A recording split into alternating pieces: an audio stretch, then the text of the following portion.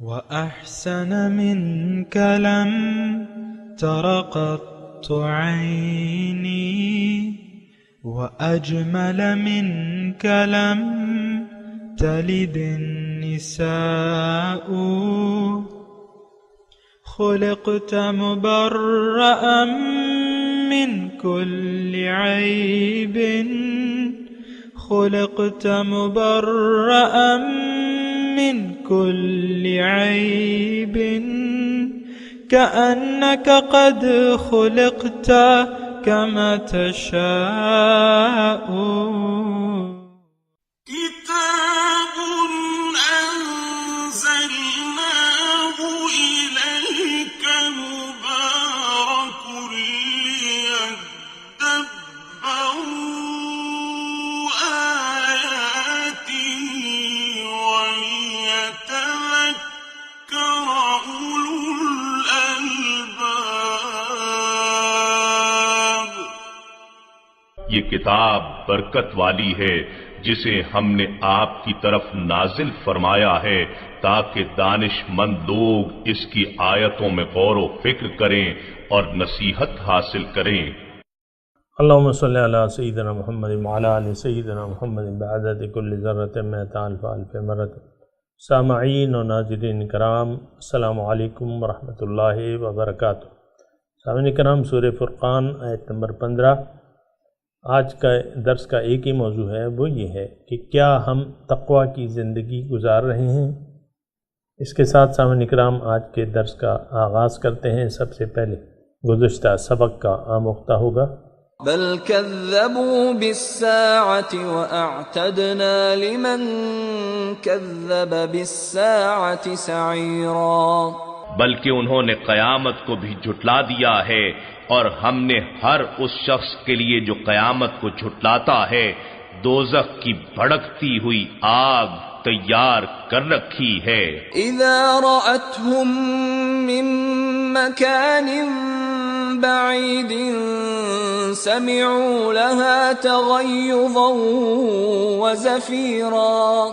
جب وہ آتش دوزخ دور کی جگہ سے ہی ان کے سامنے ہوگی یہ اس کے جوش مارنے اور چنگھاڑنے کی آواز کو سنیں گے. وَإِذَا أُلْقُوا مِنْهَا مَكَانًا ضَيِّقًا مُقَرَّنِينَ دَعَوْا هُنَالِكَ ثُبُورًا.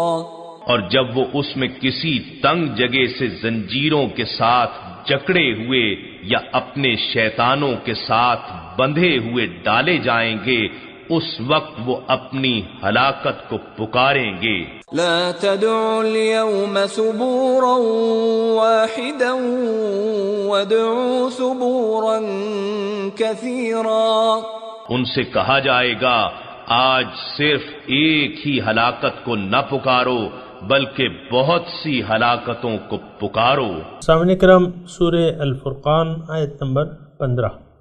لفظی ترجمہ قل اذالک خیر، آپ کہہ دیجئے کیا یہ انجام بہتر ہے، یا ام جنت الخلد، یا وہ دائمی جنت التی وعد المتقون جس کا وعدہ کیا جا رہا ہے متقیوں سے، کانت لہم جزاء و مسیرہ، یہ ان کے لیے ان کا بدلہ ہے اور رہنے کا ٹھکانہ ہے.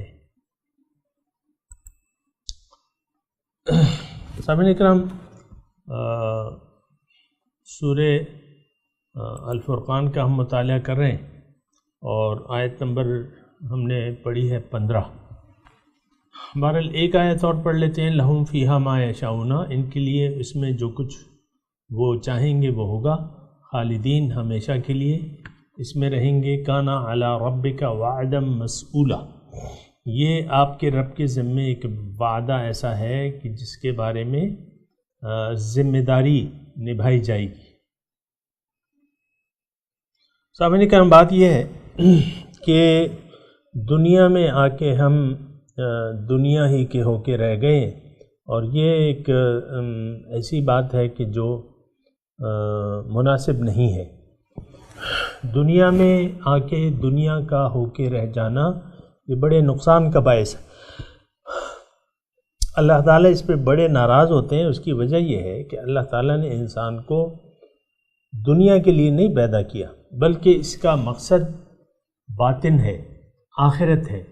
آخرت اس کی کامیابی کی جگہ ہے، دنیا ہے محنت کی جگہ، کوشش کی جگہ ہے۔ اب جو مضمون ہم پڑھ رہے ہیں تو اس میں سامعین کرام یہ ہے کہ کافر جو ہے حضور صلی اللہ علیہ وسلم تشریف لائے اور انہوں نے لوگوں کو توحید کی طرف دعوت دی اور کہا کہ لوگوں تمہارا معبود جو ہے وہ تو ایک ہی ہے، ایک ہی مقصود ہے، ایک ہی معبود ہے۔ لیکن جس زمانے میں حضور صلی اللہ علیہ وسلم تشریف لائے وہاں لوگ جو تھے وہ یعنی شرک میں مبتلا تھے، جیسے کہ عملی طور پہ آج ہم شرک میں مبتلا ہیں، عملی طور پہ یعنی اللہ کے سوا ہمارے اور مقصود ہیں، معبود ہیں، محبوب ہیں اور مطلوب ہیں۔ تو بہرحال ایسی بات ہے کہ یہ طریقہ کار غلط ہے۔ پیغمبر جب آتا ہے لوگوں کو روشنی دکھاتا ہے۔ یہ کتاب فرقان ہے، اس سورت کا نام الفرقان ہے، یہ حق و باطل میں امتیاز ہے۔ فرقان کہتے ہیں سامعین کرام کہ ایک فرق کرنے والی چیز، آپ کو میں نے اس کا بتایا تھا۔ جب قرآن آیا، فرقان آئے، اس نے روشنی ہمیں دکھائی اور ہمیں بتایا کہ لوگوں تم نے جن چیزوں کو معبود بنا رکھا ہے وہ حقیقتاً تمہارے معبود ہو نہیں سکتے، ان کے پیچھے کوئی چیز نہیں ہے۔ لا يخلقون شيئا وهم يخلقون ولا يملكون لانفسهم نفعا ضرا ولا نفعا ولا يملكون موتا ولا حیاتا ولا نشورا۔ آیت نمبر 3 میں ہم یہ پڑھ چکے ہیں کہ وہ تو کسی چیز کے مالک ہی نہیں ہے۔ اگر تھوڑا سا سامعین کرام ہم اپنے حالات کو دیکھیں تو ہمیں پتہ چل جائے گا کہ دیگر کسی چیز میں بھی کوئی بھی طاقت نہیں ہے۔ دنیا کی کوئی طاقت اللہ تعالیٰ کے مقابلے کی ہو ہی نہیں سکتی۔ کسی بھی صفت میں اللہ تعالیٰ کا مقابل کوئی نہیں ہے، نہ اس کا کوئی شریک ہے، نہ اس کا کوئی ہمسر ہے، نہ کوئی مقابل ہے۔ وَلَمْ يَكُنْ لَهُ كُفُوًا أَحَدٌ، اس کا کوئی ہمسر نہیں ہے۔ تو جب اللہ تعالیٰ کی ذات ایسی ہے کہ اس کا کوئی ہمسر نہیں ہے تو قدرتی طور پہ یعنی عقلی طور پہ ہمیں اللہ تعالیٰ کے سامنے سر جھکا دینا چاہیے، اطاعت کا، محبت کا، تو اور اسی کو اپنا مقصود بنا کے جینا چاہیے۔ اب جو ہم آج تذکرہ کر رہے ہیں یا ہم نے جو گزشتہ سبق پڑھا تھا کہ بل کذبوا بالساعہ، انہوں نے تو آخرت کو جھٹلا دیا، آخرت کے وجود ہی کو یہ تسلیم نہیں کرتے عملی طور پہ۔ اور سامعین کرام کہنا پڑتا ہے کہ آج میں اور آپ جس ماحول میں رہ رہے ہیں یہاں لوگوں کی اکثریت آخرت سے انکاری ہے کہ بھئی دوسری زندگی ہوگی، مرنے کے بعد دوبارہ اٹھیں گے، ایک ایسا عالم برپا ہوگا جس میں ہر شخص کو اس کے اعمال کا پورا پورا بدلہ دیا جائے گا۔ یہ تصور ہمارے ذہن میں نہیں ہے۔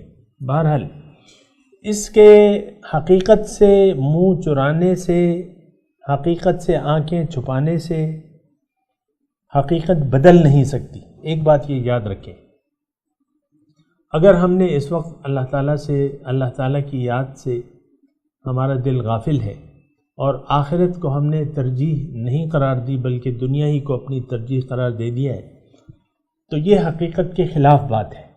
اس کا نتیجہ کیا ہوگا کہ اعتدنا لمن کذب بالساعۃ سعیرا، گزشتہ سبق میں ہم نے پڑھا تھا کہ ایسے لوگوں کے لیے بھڑکتی ہوئی آگ ہے۔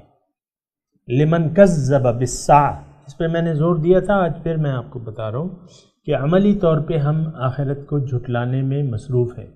ہماری ساری کوششیں جو ہیں وہ ظاہر کے لیے۔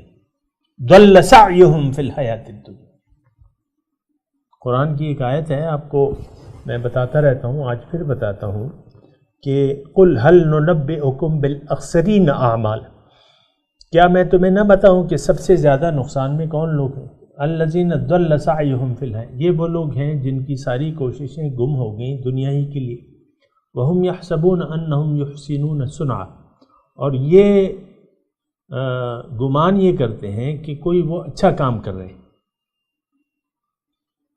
یحسنون صنعا، کوئی اچھا کام، اولئک الذین کفروا بآیات ربہم ولقائہ، یہ وہ لوگ ہیں جن کی ساری کوششیں دنیا ہی کے لیے ہیں۔ اور سامعین کرام، میں اردو میں بات کر رہا ہوں، نہایت آہستگی سے بات کر رہا ہوں، کوئی جذباتی بات نہیں ہے۔ قرآن کی آیات میں نے تلاوت کی ہیں، اس کا ترجمہ بیان کر رہا ہوں، کوئی تفسیر بھی نہیں بیان کر رہا کہ اس میں میری کوئی معاذ اللہ ذاتی خواہشات آ جاتی ہیں۔ ایسی تو کوئی میں کوشش نہیں کرتا کہ آپ کو اپنی خواہش کا ترجمہ سناؤں، ایسی بات نہیں۔ سب سے زیادہ نقصان میں وہ لوگ ہیں، اللہ تعالیٰ فرما رہے ہیں ضل سعیہم فی الحیات الدنیا، کہ جن کی ساری کوششیں گم ہو گئیں دنیا کے لیے، دنیا ہی کو انہوں نے مقصود و مطلوب و محبوب بنا لیا، اور اسی کے لیے آپ دیکھیں عام طور پہ جس معاشرے میں میں اور آپ رہ رہے ہیں، آپ خود اس معاشرے کو دیکھ کے اندازہ لگا لیں کہ معاشرہ کس طرف جا رہا ہے، اس کا رخ کس طرف ہے، اس کا رخ دنیا کی طرف ہے۔ اللہ تعالیٰ سے اس نے اپنے رخ پھیر کے ظاہر کی طرف کیا ہے، آخرت اور باطن سے رخ پھیر کے اس نے ظاہر کی طرف اپنا رخ بنا لیا ہے۔ آج دیکھیں ہر چیز سے ہم بے خبر ہیں، اسلام کی حقیقت سے بے خبر ہیں، دین کے معنی سے ہم بے خبر ہیں، کلمہ طیبہ کے حقیقی معنی ہمیں نہیں آتے، اور رسول کی حقیقت سے بے خبر ہیں، قرآن کی حقیقت سے بے خبر ہیں۔ بس یہی دنیا پھر رہ جاتی ہے۔ یہ تو کوئی منزل نہیں ہے ہماری سامنے کرام، دنیا تو منزل نہیں ہے۔ حضور صلی اللہ علیہ وسلم فرماتے ہیں کہ الدنیا دار لمن لا دار لہ ومال لمن لا مال لہ، دنیا اس کا گھر ہے جس کا کوئی گھر نہیں، اس کا مال ہے جس کا کوئی مال نہیں ہے۔ تو بات یہ ہے کہ ایسی تو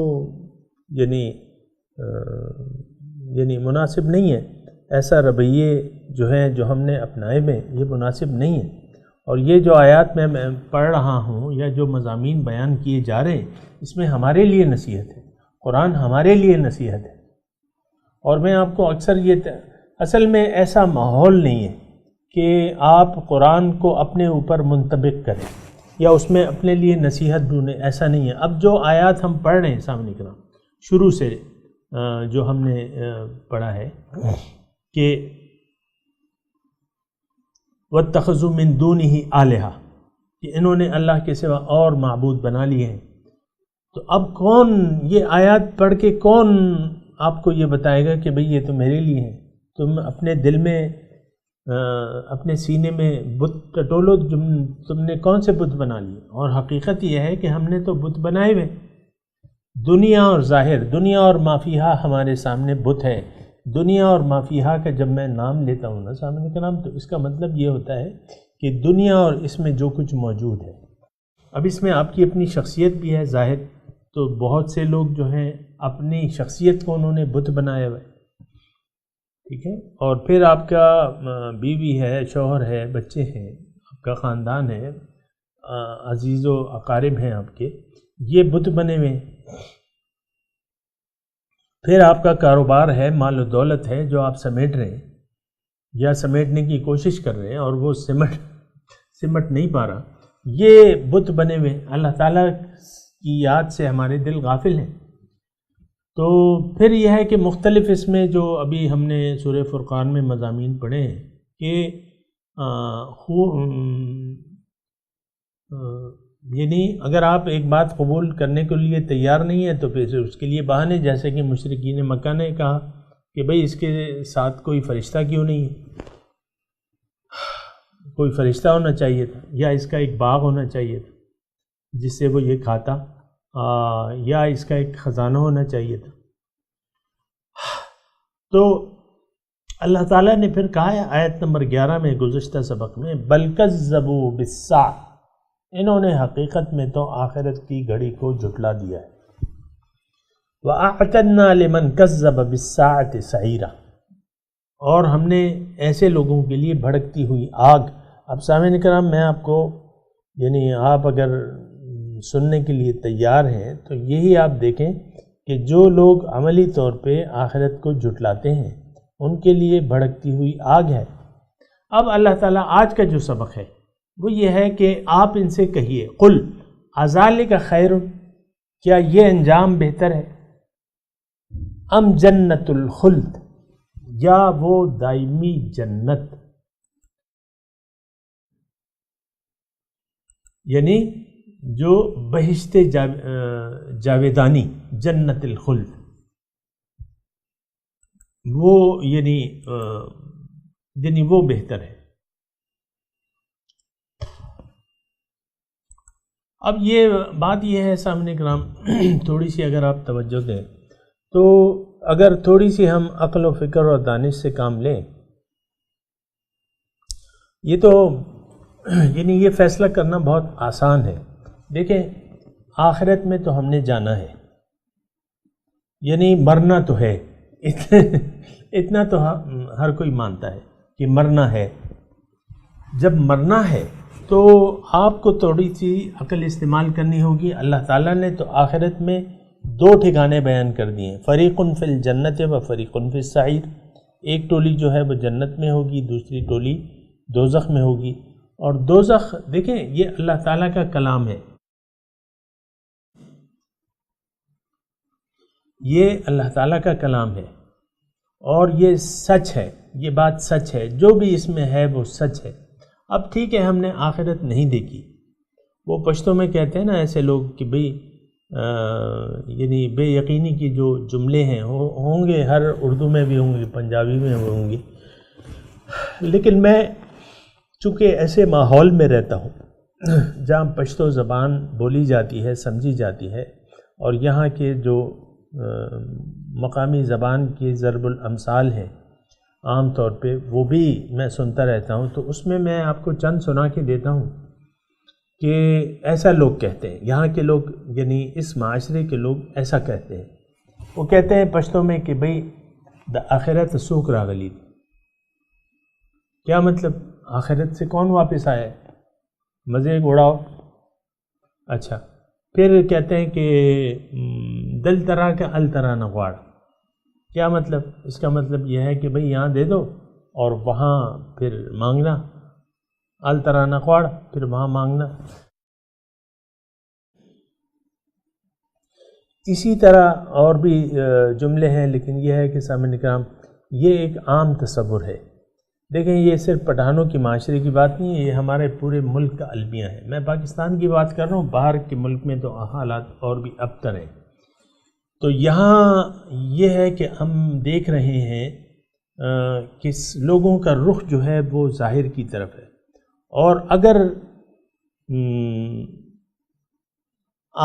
آخرت کو بیچ میں سے نکال دیں، دنیا میں رہنے کے انداز کو اگر فکر آخرت سے یہ خالی ہو جائے تو پھر تو دنیا داری رہ جاتی ہے۔ سامنے کرام اکثر لوگ مجھے کہتے ہیں نا بھئی ہم تو دنیا دار لوگ ہیں، تو میں کہتا ہوں نہیں، ایسی بات نہ کہو کہ تم دنیا دار ہو، تم کہو کہ ہم اللہ والے ہیں۔ تو یہ ایک ایسا لفظ ہے کہ وہ اللہ تعالیٰ نے وَلَكِنْ كُونُوا رَبَّانِيِّينَ، اللہ تعالیٰ کا مطالبہ ہے کہ تم رب والے بن جاؤ، اللہ والے بن جاؤ۔ اور بعض اوقات میں جاتا ہوں وہاں پنجاب، تو ایک جملہ مجھے وہاں کا پسند ہے، کوئی دکاندار سے یعنی آپ کھڑے ہو کے چیز مانگے، آپ کی توجہ کسی اور طرف ہو، تو وہ آپ کو کہے گا اللہ والے ہو، یہ لے لو، اللہ والے ہو۔ ایسے یعنی مجھے نہیں معلوم کہ کس کو کہتے ہیں، لیکن عام طور پہ مثال کے طور پہ یہ ایک جملہ استعمال کرتے ہیں جو مجھے بہت پسند ہے۔ تو اللہ والے، تو تم اللہ والے بن جاؤ، وَلَكِنْ كُونُوا رَبًّا، دنیا والے کیوں بنتے ہو، دنیا دار کیوں بنتے ہو؟ دنیا داری تو جہنم ہے، تو دوزخ کی آگ ہے۔ دیکھیں ایک بات میں بالکل واضح طور پہ قرآن کے آیات کے تناظر میں آپ کو یہ بتاؤں کہ فکر آخرت، دنیا میں رہتے ہوئے اگر آپ فکر آخرت سے محروم ہو گئے، یا آپ نے خود فکر آخرت نہیں کی، تو باقی دنیا داری رہ جاتی ہے، اور دنیا ایسی دنیا جس میں فکر آخرت نہ ہو، یہ نری آگ ہے، آگ کے لیے آپ تیاری کر رہے ہیں۔ یہ بات نوٹ کر لیں اچھی طریقے سے۔ اور ایک بات اگر میں مزید آپ کو کہوں تو وہ یہ ہے کہ اگر فکر آخرت نہ ہو، اگر آپ کی زندگی میں للہیت نہیں ہے اور دنیا داری ہے، یہ میں تفصیل نہیں کر رہا اس جملوں کی، لیکن میں مختصر طور پہ کر رہا ہوں کہ اگر آپ کی زندگی میں للہیت نہیں ہے، فکر آخرت نہیں ہے، رضائے الہی آپ کے پیش نظر نہیں ہے، عام طور پہ ہم دیکھتے ہیں کہ رضائے الہی کی کسی کو پرواہ نہیں ہے، یعنی اللہ تعالیٰ کو راضی کرنے کی کسی کو پرواہ نہیں ہے۔ عام معاشرے میں اجتماعی طور پہ ہمارا یہ رویہ ہے کہ اللہ تعالیٰ کو راضی کرنے کی کوئی پرواہ نہیں ہے۔ تو جب آپ اللہ تعالیٰ کو راضی کرنے کی کوشش نہیں کر رہے یا اللہ تعالیٰ کی ناراضگی سے بچنے کی کوشش نہیں کر رہے تو پھر باقی رہ جاتی ہے دنیا داری، اور ایسی دنیا داری میں اگر کچھ آپ نیک اعمال کرتے بھی ہیں، مثال کے طور پہ اس صورت میں اگر آپ نماز پڑھ رہے ہیں، روزہ رکھ رہے ہیں، حج کر رہے ہیں، یہ سارے اعمال جو ہیں وہ غارت ہو جائیں گے آپ کے۔ ابھی مضمون آ رہا ہے، آگے یہ مضمون آئے گا اسی صورت میں، فَلَا نُقِيمُ لَهُمْ يَوْمَ الْقِيَامَةِ وَزْنًا، بہرحال وہ اسی وقت اس پہ بات کریں گے۔ لیکن جو آیت میں پڑھ رہا ہوں، قُلْ أَذَلِكَ خَيْرٌ، کیا یہ بہتر ہے یا ام جنت الخلد، یا وہ بہشت جاویدانی جس کا وعدہ متقیوں سے کیا گیا ہے۔ تو میں آپ کو کہہ رہا تھا کہ انسان یہاں بھی اپنے یعنی تھوڑی سی اگر عقل و فکر سے کام لینا تو وہ یہ سوچ سکتا ہے کہ بھئی آخرت میں تو دو ہی ٹھکانے ہیں، فریق فی الجنت و فریق فی السعیر، ایک ٹولی جنت میں، دوسری دوزخ میں جائے گی۔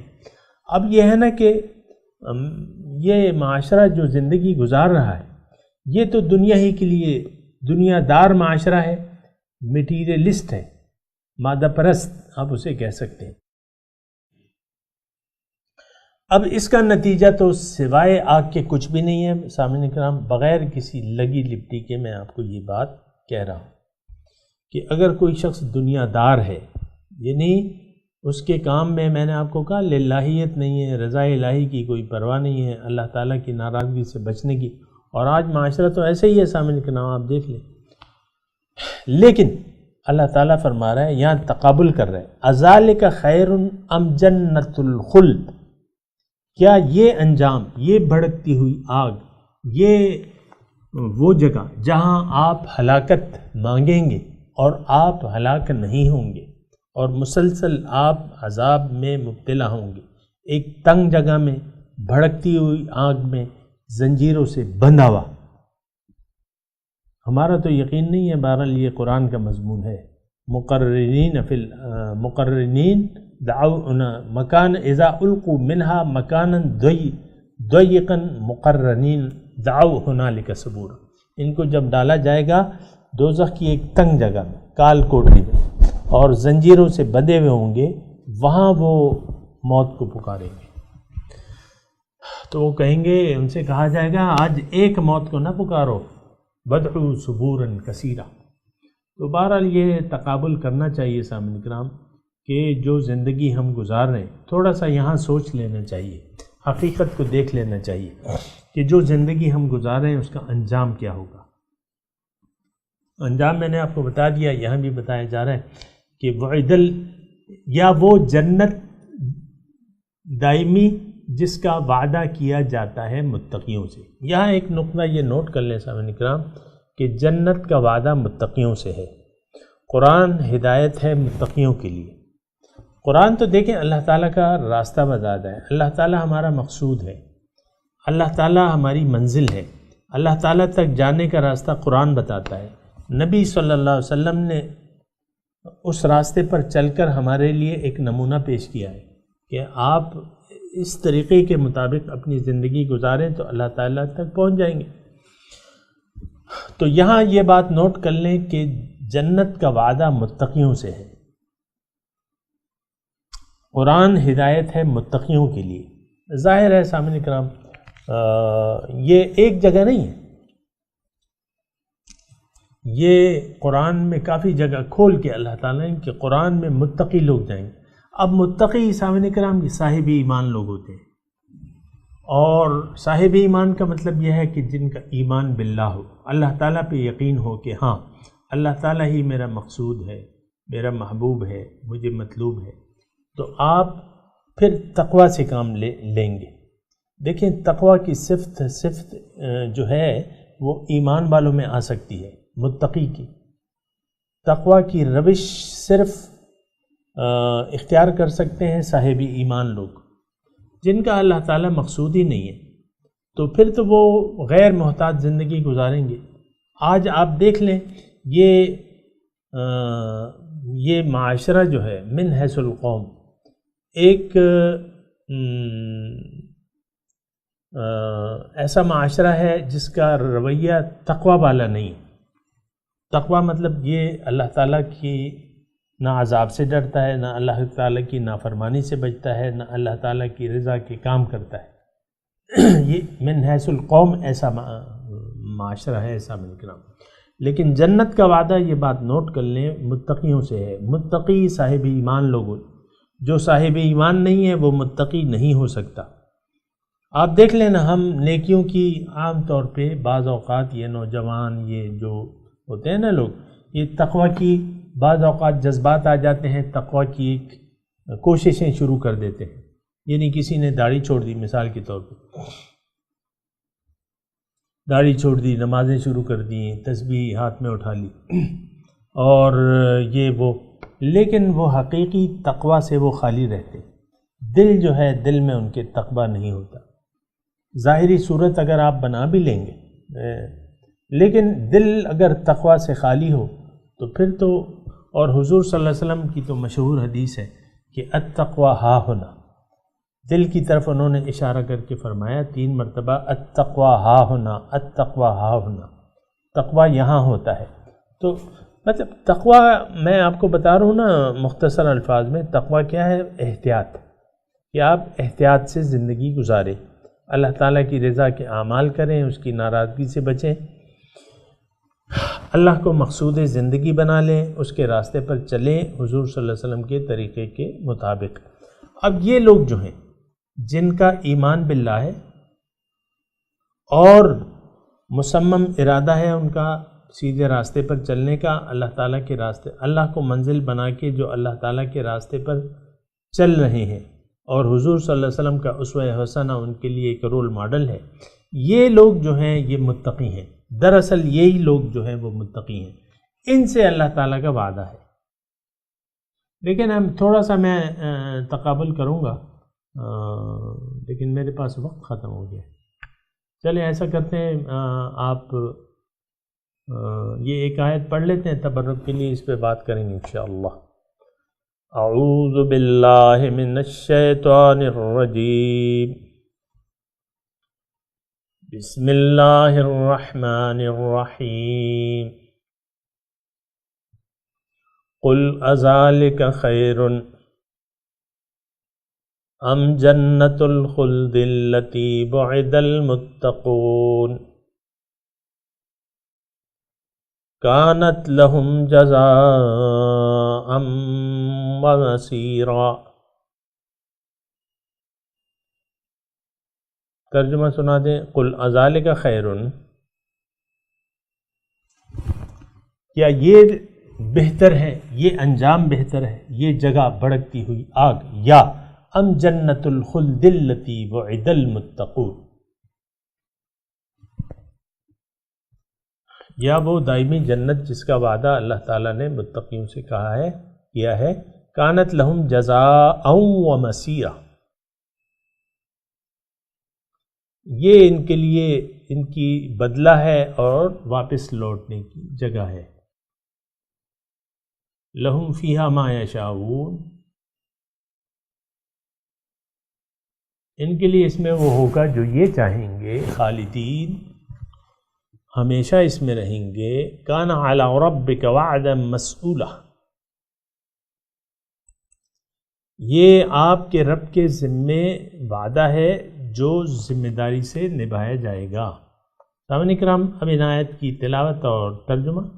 قل أذلك خير أم جنة الخلد التي وعد المتقون كانت لهم جزاء ومصيرا. Say, is this better, or the garden of eternity promised to the righteous? It is for them a reward and a destination. لهم فيها ما يشاءون خالدين كان على ربك وعدا مسئولا. They will have therein whatever they desire forever. That is upon your Lord a binding promise. سامعین کرام، اس کے ساتھ ہی آج کے درس کا وقت اختتام کو پہنچا۔ اگلے درس میں انشاءاللہ ملاقات ہوگی۔ وآخر دعوانا ان الحمدللہ رب العالمین، والسلام علیکم ورحمۃ اللہ وبرکاتہ۔